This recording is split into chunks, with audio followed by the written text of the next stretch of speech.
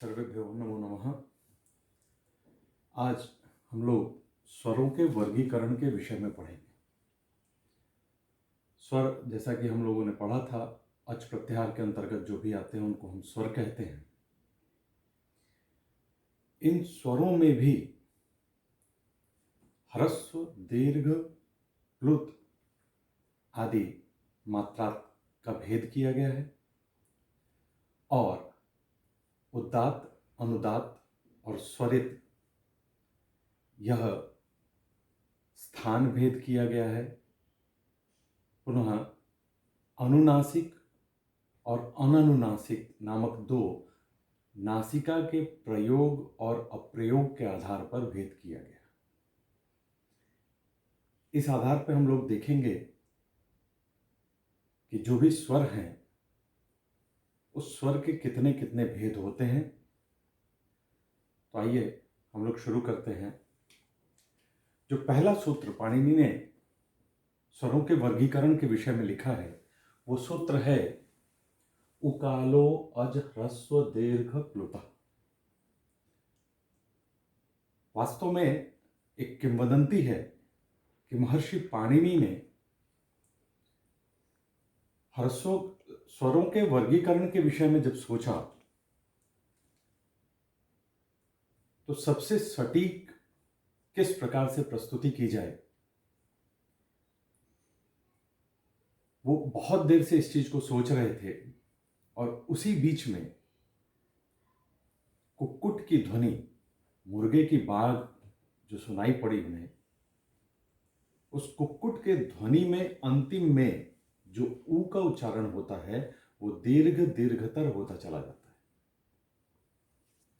उसी को आधार मानते हुए उन्होंने स्वरों का वर्गीकरण करना प्रारंभ किया। सूत्र है उकालो अज ह्रस्व दीर्घ प्लुतः, अर्थात ऊ और ऊ, यह जो कुक्कुट की ध्वनि में, मुर्गे की बाग में जो ध्वनि सुनाई पड़ती है, उस ध्वनि के आधार पर, उस ध्वनि के समान जो स्वर होते हैं उनको क्रमशः ह्रस्व, दीर्घ और प्लुत में विभेद किया गया है, बांटा गया है। यहां ध्यान देने की बात है कि व्यंजन अर्थात हल वो अर्धमात्रा वाले थे। स्वर जो अच में आए, अ, ई, उ, री, ली, ए, ओ, ऐ, औ, अब इनमें विभेद प्रारंभ हो रहा है। जो एक मात्रिक होगा उसे हम ह्रस्व कहेंगे, जो द्विमात्रिक होगा उसे हम दीर्घ कहेंगे, और जिसके उच्चारण में सबसे अधिक समय लगता है, त्रिमात्रिक है, उसे हम प्लुत स्वर के नाम से जानते हैं। अर्थात मात्रा के आधार पर तीन भेद हुए, ह्रस्व, दीर्घ और प्लुत। ह्रस्व एक मात्रिक, दीर्घ द्विमात्रिक और प्लुत त्रिमात्रिक।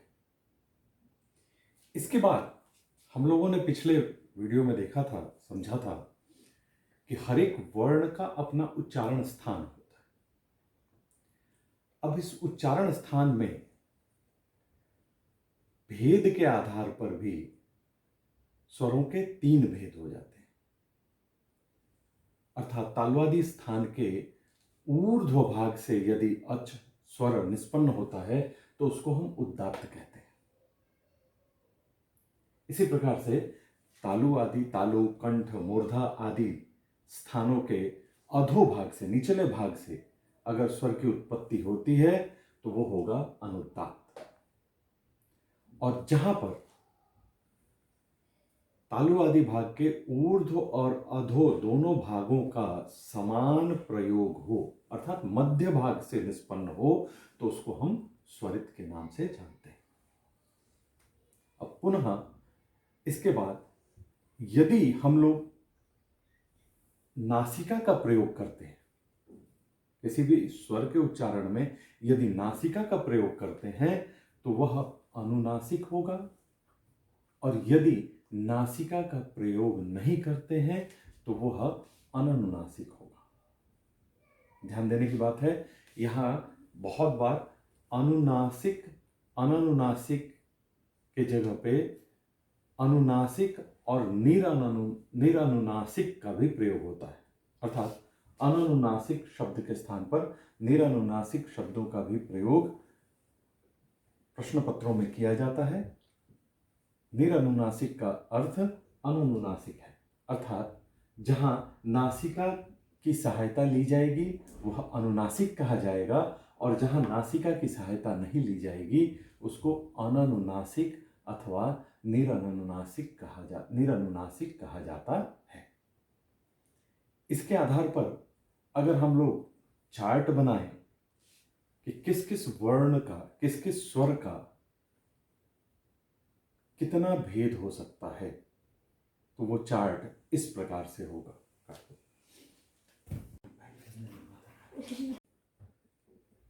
ये हमारा चार्ट है।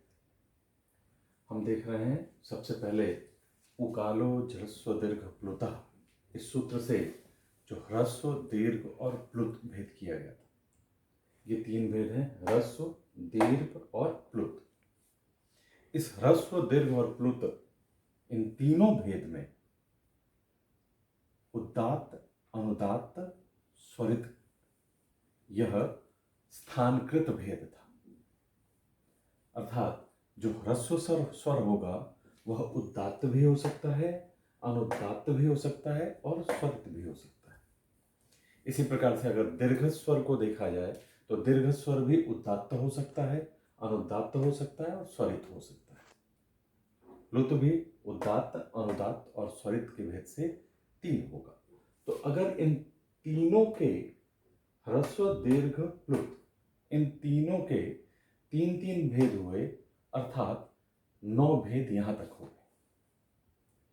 अब इन सभी के 2 भेद हो सकते हैं। जहां नासिका की सहायता ली जाएगी वो होगा अनुनासिक, और जहां नासिका की सहायता नहीं ली गई वो हो जाएगा अननुनासिक। अर्थात ह्रस्व उदात्त जो स्वर होगा उसका भी एक भेद होगा अनुनासिक, अननुनासिक। ह्रस्व अनुदात्त का भी एक भेद होगा ह्रस्व अनुनासिक, और दूसरा भेद होगा अननुनासिक। ह्रस्व स्वरित का भी 2 भेद हुआ, अनुनासिक, अननुनासिक। दीर्घ में भी इसी प्रकार से भेद होता जाएगा, प्लुत में भी इसी प्रकार से भेद होगा। अर्थात पहले मात्राकृत भेद हुआ 3, ह्रस्व, दीर्घ, प्लुत। उसके बाद स्थानकृत भेद हुआ उदात्त, अनुदात्त, स्वरित, जिसके आधार पर 3 गुणे 3 9 भेद हुए। पुनः नासिका की सहायता और नासिका की सहायता नहीं लेना, इसके आधार पर सबके 2 भेद हुए, अर्थात 9 दूनी 18 भेद स्वरों के होते। ये एक सामान्य वर्गीकरण है, सभी स्वरों के 18 भेद नहीं होते। कुछ स्वरों के 18 भेद होंगे, कुछ के 12 ही होंगे। किन स्वरों के कौन कौन से भेद होंगे इसको हम लोग अगले चार्ट के माध्यम से समझने का प्रयास करें। अब इस चार्ट के माध्यम से अगर देखें तो अ, ई, उ, री और री, इसके ह्रस्व के 6 भेद होते हैं। ह्रस्व उदात्त अनुनासिक और ह्रस्व उदात्त अनुनासिक, इसी प्रकार से अनुदात्त, स्वरित, और इन दोनों में भी अनुनासिक और अननुनासिक भेद होता है। अ, ई, उ, री, ए, ओ, ऐ, औ, इन 8 स्वरों के ध्यान देंगे, बीच में लृ हटा हुआ। इन 8 स्वरों के दीर्घकृत 6 भेद होते हैं, और 9 स्वर के प्लुतकृत 6 भेद होते हैं। तो अगर आप चार्ट की ओर ध्यान देंगे तो अ, ई, उ, री, ये ऐसे 4 स्वर हैं जिनके ह्रस्व के 6 भेद, दीर्घकृत 6 भेद और प्लुतकृत 6 भेद अर्थात 18 भेद होते हैं। अ, ई, उ, री इनके 18 भेद होते हैं। यानी अ के 18 भेद हुए, उ के 18 भेद हुए, री के 18 भेद हुए। ली का ह्रस्वकृत 6 भेद था, दीर्घ ली का नहीं होता है।